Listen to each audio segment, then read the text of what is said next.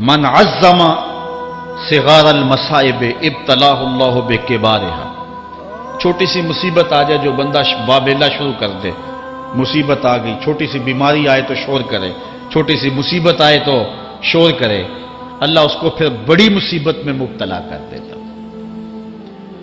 جہاں ضرورت نہیں ہے وہاں اظہار کی کیا ضرورت؟ بیماری ہے تو ڈاکٹر کو بتاؤ، بندے کو بتانے کا کیا فائدہ؟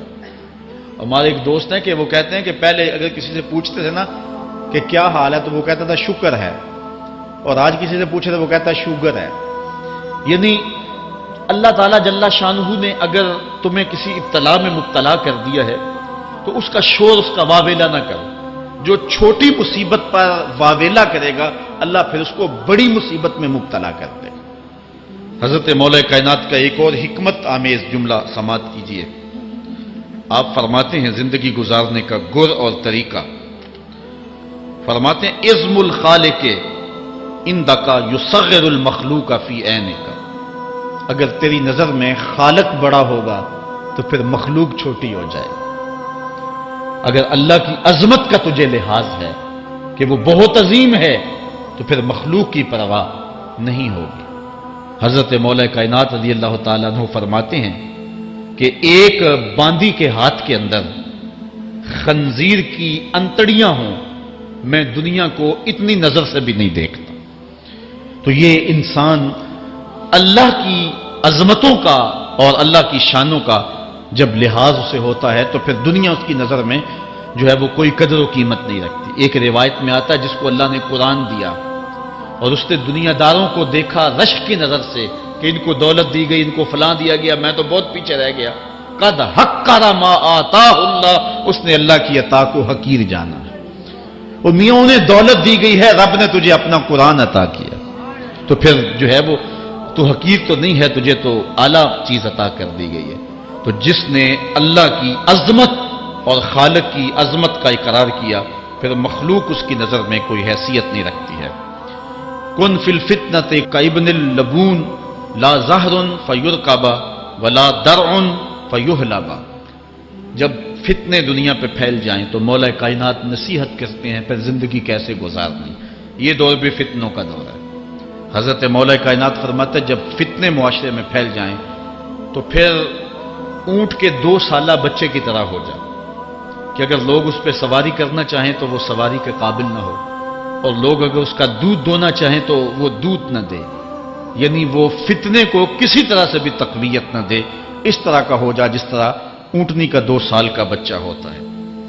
حضرت مولا کائنات فرماتے ہیں من حاسب نفسہ رابحا ومن غفل عنہا خاسرا ومن خاف آمنا ومن اعتبر ابصر ومن ابصر فہم ومن فہم عالم، فرماتے ہیں کہ جس نے اپنے نفس کا محاسبہ کیا اس نے نجات پا لی، اور جو اپنے نفس کے محاسبے سے غافل رہ گیا اس نے خسارے کا سودا کیا۔ جو اللہ سے ڈرا وہ امن پا گیا، اور جس نے زندگی سے عبرت حاصل کی اس کی آنکھوں میں روشنی آ گئی، بصیرت کا اسے نور مل گیا، اور جسے بصیرت کا نور مل گیا وہ فہم و فراست کی دولت سے مالا مال ہو گیا۔ ومن فہم عالم، اور جس کو فہم مل گیا وہی شخص عالم بن گیا۔ مختلف سیغے یاد کرنے سے عالم نہیں بنتا، فہم و فراست کا نور اگر مل جائے تو یہ ہے علم کا جمال، آخرت کی فکر رکھنے والا عالم۔ بلکہ مولا کائنات فرماتے ہیں العلم علمان مطبوع و مسموع، علم 2 علم ہے، ایک وہ ہے جو من میں راسخ ہو اور ایک وہ ہے جو کانوں تک رہتا ہے۔ فرماتے ہیں ولا ينفع المسموع اذا لم يكن المتبوع، جو سنا ہوا علم نفع نہیں دیتا جب تک وہ من میں اتر نہ جائے اور باطن کے اندر روشنی نہ کر دے۔ حضرت مولا کائنات کی ایک اور نصیحت ذرا غور سے سنیے، فرمایا تمہارے سامنے نیکوکار اور بدکار برابر نہ ہو، کہ نیک بھی جو ہے وہ اسی انداز میں ہو اور برا بھی، اس کا سلوک بھی تمہارا ایک جیسا ہی ہو۔ ایسا کرنے سے نیکوں کی ہمت پست ہو جائے گی اور خطاکار اور بھی شوخ ہو جائیں گے۔ ہر آدمی کو وہ مقام دینا چاہیے جس کا وہ اپنے عمل کے اعتبار سے مستحق ہے۔ اصل خرابی ہوئی تب ہے ہمارے آراس میں، ہماری محافل نعت میں، ہماری مجالس میں وہ لوگ مہمان خصوصی بنے جن کے پاس دولت زیادہ تھی، چاہے کردار کے لحاظ سے وہ کتنے ہی پست کیوں نہ ہو، اور جن کے پاس دولت نہیں ہے چاہے وہ کردار کے اعتبار سے جتنے مرضی بلند کیوں نہیں ہے، انہیں عزت کی مسند پہ نہیں بٹھایا۔ لوگوں کا عجیب حال ہے، بدکاری کو اعلیٰ نسب کا نشان سمجھتے ہیں اور پاک دامنی کو تعجب خیال کرتے ہیں، گویا اسلام کے لباس کو الٹا پہن لیا ہے لوگ۔